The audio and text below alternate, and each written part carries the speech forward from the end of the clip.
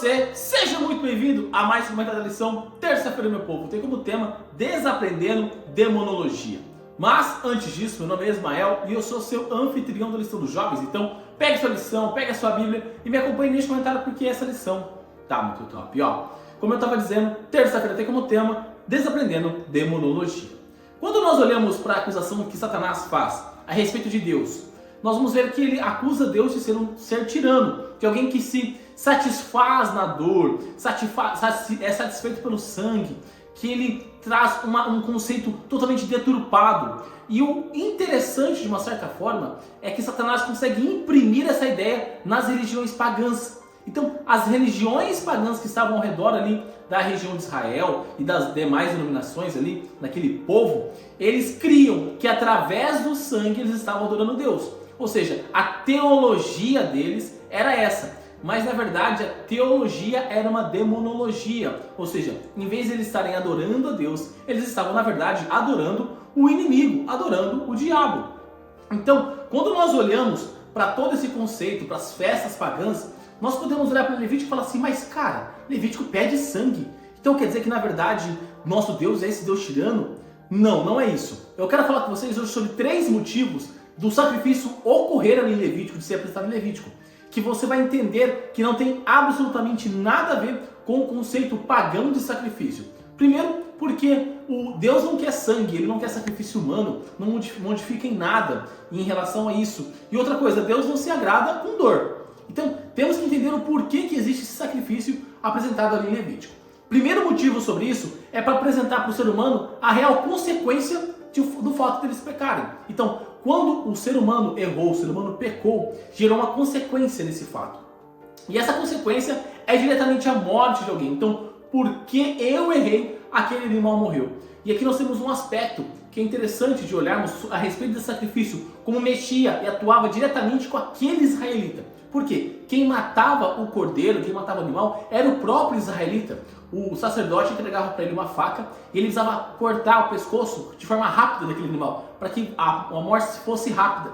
E normalmente era um animal que ele cuidou, não podia ter feito, era um animal que ele amava, então para ele era muito doloroso, era muito penoso sacrificar aquele animal. Então não era um sacrifício por bel prazer, para adorar a Deus, não. Era um sacrifício para mostrar primeiramente a real consequência do pecado que nós cometemos. Segundo ponto, o sistema de sacrifício era numa ideia de levar o coração ao arrependimento.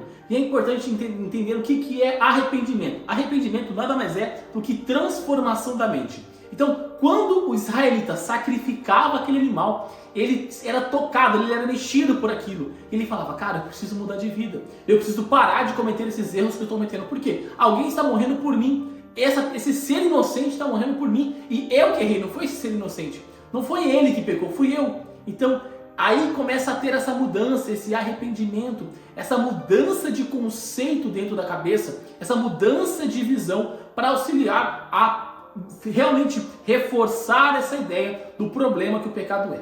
E o terceiro aspecto era um dos mais importantes, por assim dizer também, que era que o Messias viria morrer um dia, ou seja, aquele sacrifício apontava para Cristo Jesus. Ou seja, um dia o Cordeiro verdadeiro, o Cordeiro de Deus que tira o pecado do mundo, viria ao planeta Terra e morreria pelo pecador, morreria por mim, morreria por você.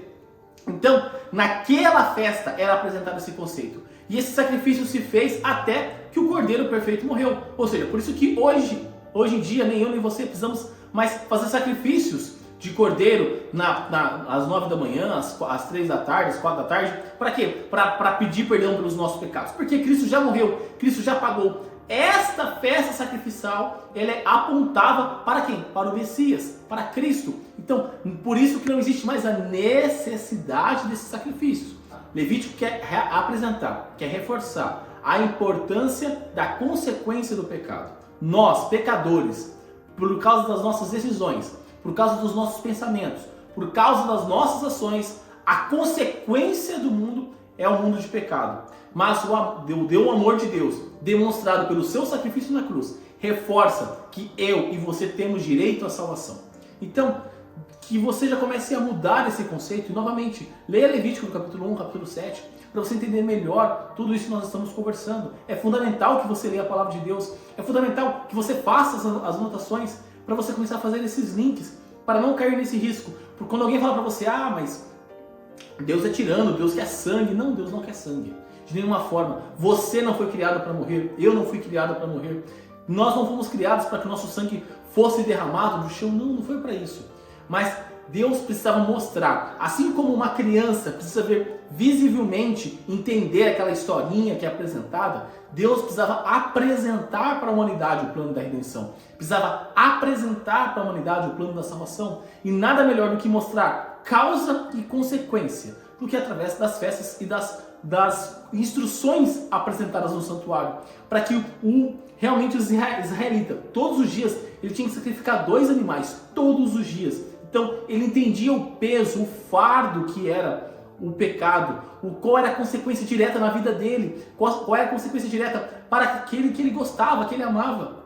E desta forma, estar com o coração preparado, com a mente preparada, buscando arrependimento, buscando essa transformação, para que quando o Messias viesse, quando o Cordeiro de Deus viesse, para que ele pudesse aceitar e através desse sacrifício alcançar a salvação eterna.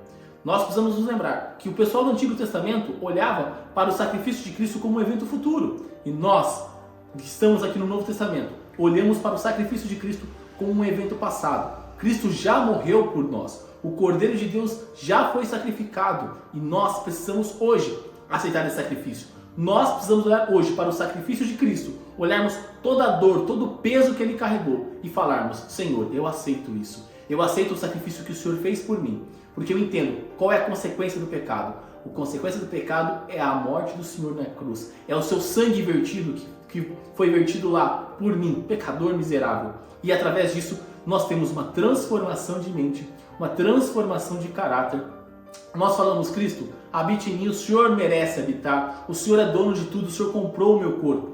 E através disso nós temos um processo de santificação, um crescimento espiritual. A mesma ideia apresentada lá atrás, no Levítico, para reforçar e apresentar para os israelitas quem seria o Messias, continua sendo aplicada para os dias de hoje. Nós não sacrificamos animais, mas o conceito continua sendo mais do que aplicado para nós. Então, que nessa caminhada, nessas 14 semanas, mais uma vez, você reforce e olhe para o livro de Levítico de uma forma diferente, entendendo que este livro apresenta Cristo Jesus como Senhor e Salvador pessoal da nossa vida. Apresenta a primeira, a segunda vinda, apresenta Ele como sacrifício, Ele como pão. Tudo isso para que você pudesse ser salvo, tudo isso para que eu pudesse ser salvo, tudo isso para que nós pudéssemos aceitar a salvação que Ele nos disponibiliza. E nós não podemos fazer menos por isso. Nós precisamos aceitar esse sacrifício, para aí sim passarmos a eternidade do lado do nosso Pai Celestial. E neste momento, eu convido você a fechar os seus olhos e orar comigo. Querido amado Deus, obrigado, Pai, por mais um dia. Obrigado, Pai, pela oportunidade que o Senhor nos dá de estarmos vivos e estarmos na sua santa presença, meu Pai. Pai, hoje nós estamos um pouquinho mais sobre a relação direta do livro de Levítico com demais conceitos que foram apresentados, meu Pai. E que o Senhor possa continuar nos auxiliando, nos ajudando, Pai, a reforçarmos, a apresentarmos, a abrirmos o nosso coração, meu Pai, para que o Senhor faça morada em nós, Pai, para que nós possamos realmente viver de acordo com a Tua vontade, de acordo com o Teu querer, meu Pai, para que cada passo que possamos dar, possamos caminhar em Tua direção, Pai, para que entendamos e possamos realmente modificar através de olhar para o Teu sacrifício na cruz, Pai, para que a nossa salvação venha até nós, que já está disponível, mas que possamos aceitar ela, Pai.